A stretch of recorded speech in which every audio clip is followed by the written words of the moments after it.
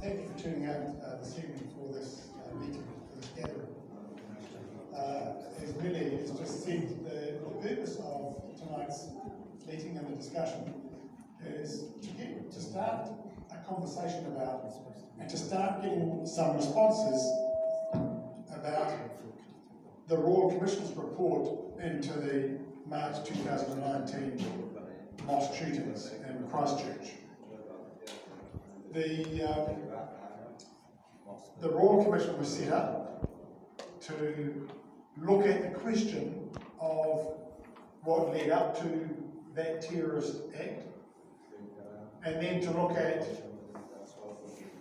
a number of the government agencies and ask whether or not anything they did or didn't do could have led to that attack being known about and therefore prevented. And the Royal Commission's report ended up saying that of agencies like the police and the Security Intelligence Service and indeed other agencies, there was nothing that they did that, had they done it differently, would have led to the planning and the knowledge of that terrorist act being known about in advance. But the Royal Commission went on to say, even though that is the case, there are still some areas of the way some government agencies operate that could be and need to be improved. And I'm going to come to some of that in a minute. The other thing the Royal Commission said was that even though the way the terrorist worked meant that he couldn't be detected because he didn't do very much online and social media, he didn't tell anybody about his plans, and nobody knew what he was planning to do. Nevertheless, the way some comments are made and the way some people talk in social media and even in the media generally means that maybe New Zealand, Aotearoa, isn't the welcoming place for many people who come from overseas to make this their home. The Royal Commission said that we've often convinced ourselves that we are a very welcoming and we are a very diverse country. But when they spoke to a lot of people and when they examined it very closely, a lot of people told them, people from the Muslim community, people from other ethnic communities, told the Royal Commission that actually they hear comments every day that don't make them feel very welcome. And so the Royal Commission said to the government, well, we still have to deal with this. You as a government have to do something to improve the sense of being home for many communities that currently don't feel as if this is really their home. It's that issue about social cohesion.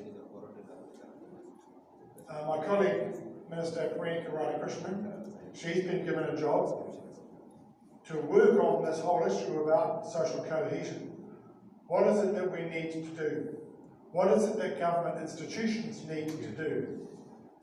That means that those people who think it's okay to be offensive about other cultures or other religions, those people who think it's okay to talk about other people in a derogatory or unwelcoming sort of way. What is it we need to do to change that mindset? How do we educate younger generations about the way New Zealand is today and the many people who make it up? And Priyanca will talk a little bit about that shortly. The Royal Commission made a number of recommendations, for example, about how our national security and intelligence services should change and should operate. They made a finding that there was an inappropriate concentration of resources on, for example, Islamist terrorism. But they said the way, for example, the SIS should operate needs to be inclusive, needs to have a positive relationship with the Muslim community and indeed with many other communities that they're dealing with. Because the information the Royal Commission had got was that for some people that relationship was not a positive one. The Royal Commission made some recommendations about the diversity of the personnel who make up organisations like the SIS, as well as other government departments too. The Royal Commission made some recommendations about our gun laws, and we're continuing to do some work on that. And they made a variety of other recommendations in some other areas. But one recommendation they also made was about setting up an oversight advisory group to make sure that the government follows through on the 44 recommendations that the Royal Commission made. So there were a total of 44 recommendations. At the end of last year, the government said, we agree in principle with all of them, and we're committed to seeing them through. And one of those recommendations is that an oversight advisory group. And the Royal Commission said, look, that should be a diverse group. And it's a way of the government being accountable to the recommendations in the report. And it means we have people that I, as one minister, and Priyanca, Radhakrishnan, and other ministers will answer to over a period of time and provide reports on the progress being made to fulfil the recommendations in the report. So one of the things I want this meeting to think about, in addition to the things that Priyanka Radhakrishnan will talk about social cohesion, is how we put together that group and what the expectations are for that oversight advisory group. And that would help us deal with many of the issues that we've got. So I'm going to conclude my remarks there. There is an opportunity, after we have both spoken, for there to be some questions and comments and some dialogue about next steps and what we do as we start this conversation about responding to the sorts of things that the Royal Commission saw when they looked at the conditions within which that terrorist attack took place. Once again, thank you for tuning out this evening, and I look forward to our discussions this evening. Thank you for your attention.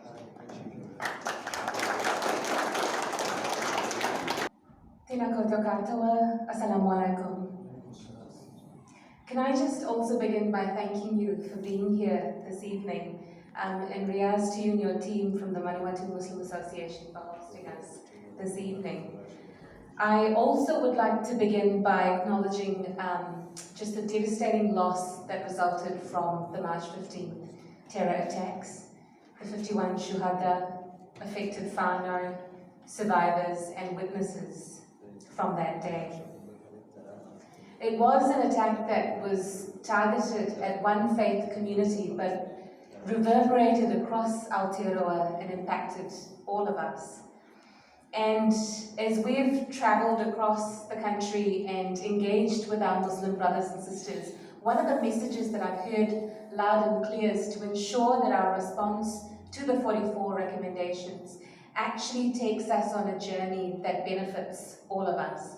And that, as others have mentioned before me, is why we're here today. My vision for Aotearoa is of a society where all of us feel safe, valued and heard, where we feel like we truly belong as New Zealanders, regardless of how we might look, where we might have come from, languages that we might speak, and also, importantly, that we're able to participate in every aspect of society. And we know that for many, although opportunities exist in Aotearoa, that for many there are barriers to accessing those opportunities. I want us to be a place where we treasure the values that unite us as human beings and as New Zealanders, and also celebrate the diversity that I believe makes us stronger as a nation. Where we protect Te Reo Māori as our taonga, but also celebrate the 160 odd languages that we collectively speak across New Zealand, and where we feel safe dressing in a way that might identify the faith that we belong to as well. I also just want to make mention of the strength that lies within our communities. Often we talk about the needs and addressing the needs that our communities have, which is important. But I think we've seen in the wake of every crisis that we've been through, whether it was the March 15th attacks and now COVID, we've seen our communities rally together and support those who need that little extra support. So I'm conscious of the fact that I want us to respond in a way that supports and nurtures that inherent strength that lies within us as well. I'm here as your Minister for Diversity, Inclusion and Ethnic Communities. And within that space, or that portfolio, there are a couple of government initiatives that we've already announced in response to the 44 recommendations that I'll touch on today. But I'm also here as the Associate Minister for Social Development and Employment, because it's in that capacity that I'll be leading the government's response or work in terms of social cohesion. And also a couple of initiatives that the Ministry for Social Development is leading to ensure that we provide that ongoing support to the affected whānau of the 51 Shihata as well. So with my Diversity, Inclusion and Ethnic Communities hat on, I'm delighted that government's taking recommendation 30 further than what was recommended by the Royal Commission of Inquiry. So that recommendation was to investigate the machinery of government options for an agency that's focused on ethnic communities. Instead of investigating, we've announced that we will establish the Ministry for Ethnic Communities, which will come into effect on the 1st of July this year. That's a ministry that will take the place of the Office of Ethnic Communities, and it will lift the mana, the leadership and the visibility of our communities, the issues that disproportionately affect our communities and the aspirations that our communities have at the public sector level, because for the first time we will have a chief executive that will sit at the table with the other chief executives from public service agencies. That position will also report directly to the responsible minister, myself in this case, and so for the first time we'll have a direct reporting line to the minister as well. I'm also looking at how the ministry can respond to some of the additional functions that have come through as recommendations of the Royal Commission. And that's particularly around data analysis and a monitoring and evaluation regime as well. So that once we have that, we're able to then build evidence that can drive policy change at the public sector level. So officials are doing some work around scoping that at the moment as well. But more than anything, I want to make sure that this new ministry delivers to the need to address the needs and the aspirations of our communities. So if you have some thoughts and some ideas around what you want that new ministry to focus on, I'd be very keen to hear from you. This is only the start of that process. There will be other opportunities, multiple opportunities to feed into that conversation around the vision, design, and direction of the new ministry. The other initiative that sits within the ethnic community space is the graduate program that we've announced. You'll know that one of the overarching themes that has come through from the Royal Commission of Inquiry is the dearth of cultural competency across the public sector. And so this graduate program, which is for 2 intakes as a starting measure, 2 intakes of young, skilled graduates from ethnic communities that will go into various public sector agencies, including the national security agencies as well. And so that provides a twofold benefit. One is a pathway for skilled employment at the policy level for graduates from ethnic communities, but also an injection of that broader cultural competency into the public service. With the social cohesion recommendations, they need to be viewed as, or they're designed to be viewed as a collective package. And they're designed to achieve quite a significant shift in societal thinking over time.